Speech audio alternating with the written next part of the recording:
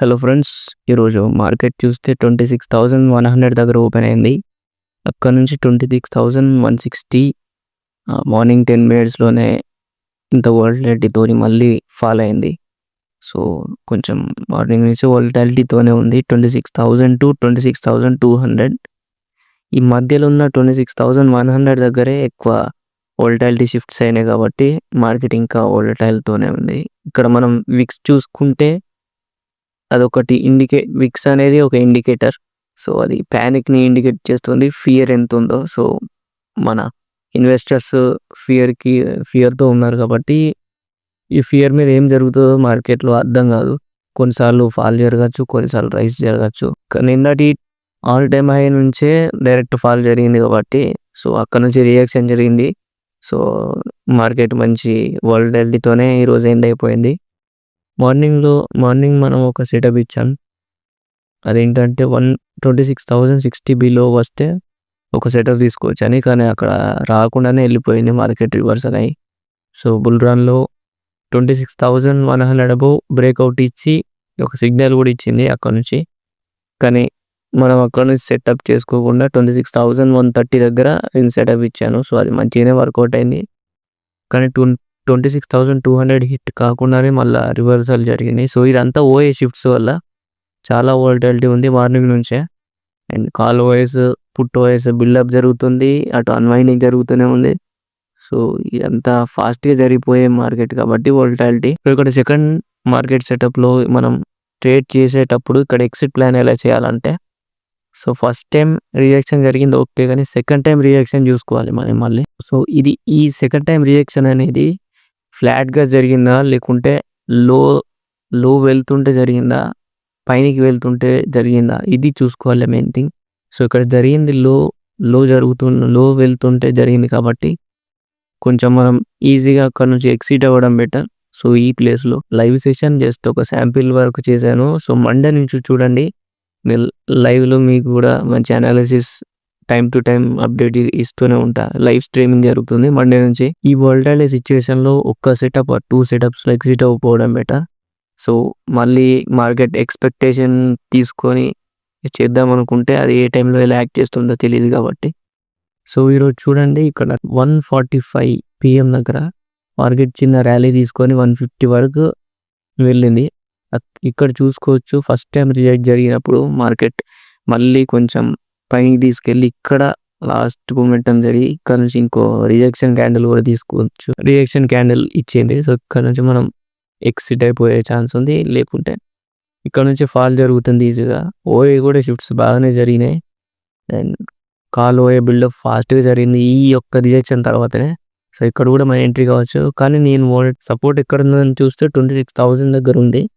And ఈ fall జరిగేటప్పుడు 26,100 దగ్గర ఉంది. అది అక్కడ అన్వైండింగ్ జరిగింది కాబట్టి ఇంకా ఫాల్ జరిగింది. 26,100 బిలో కూడా మార్కెట్ రీచ్ అయిపోయి బ్రేక్అవుట్ ఇచ్చి డైరెక్ట్ బ్రేక్అవుట్ అండ్ ఫాల్ కూడా తీసుకుంది. 26,200 స్ట్రాంగ్ రెసిస్టెన్స్ జోన్ టైప్‌లో ఉంది. అండ్ 26,200 కాకుండా డైరెక్ట్ 26,500 దగ్గర బాగా ప్రెషర్ పెరిగింది. అది ఎక్కడో నాకు కూడా అర్థం కాలేదు. కానీ అక్కడైతే బాగా ఓఏ బిల్డప్ అయింది. నియర్లీ 26,500 దగ్గర. మీకు మండే నుంచి మీకు కూడా చూపిస్తా రైట్ అనాలిసిస్ ఎలా చేసుకోవచ్చు. And entry and exit plans కూడా చూపిస్తా. అండ్ మనం ఇచ్చిన ఫస్ట్ సెటప్ ఎలాగో యాక్టివేట్ కాలేదు. సెకండ్ సెటప్‌లో మార్కెట్ యాక్టివేట్ అయ్యి ఇక్కడ రిజెక్షన్ తీసుకొని ఇక్కడ 130 దగ్గర మనం స్టార్ట్ అయితే 180 వరకు హై రీచ్ అయ్యి అక్కడ నుంచి రిజెక్షన్ జరిగి మళ్ళీ ఫాల్ జరిగింది.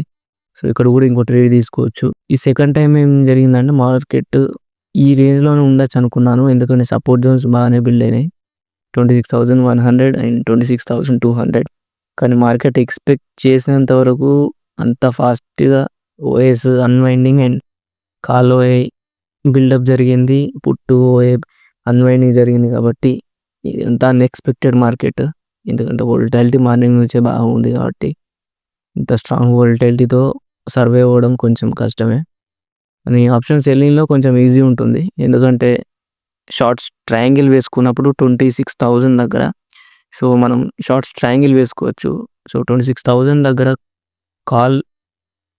మనం కాల్‌ని సెల్ చేసుకోవచ్చు. అండ్ 26,200 దగ్గర మనం పుట్టి కూడా సెల్ చేసుకోవచ్చు. అండ్ ఇలా సెల్ చేసినప్పుడు ఏమైతుందంటే మంచి పాయింట్స్ కూడా బుక్ చేసుకోవచ్చు. అది మార్కెట్ ఏ డైరెక్షన్ వెళ్ళలేదు కాబట్టి, దాని మించి డైరెక్షన్ లేదు కాబట్టి ఈ రేంజ్‌లో మంచి ప్రాఫిట్ కూడా బుక్ చేసుకోవచ్చు. ఆప్షన్ సెల్లర్స్‌కి మాత్రమే.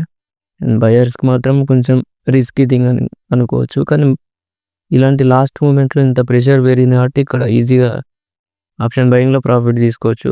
సో ఈరోజు మార్కెట్ ఎందుకు ఇంత వైలెంట్‌గా బిహేవ్ చేసిందంటే నిన్నటి ఆల్ టైమ్ హై అయింది కదా 26,200 పైన.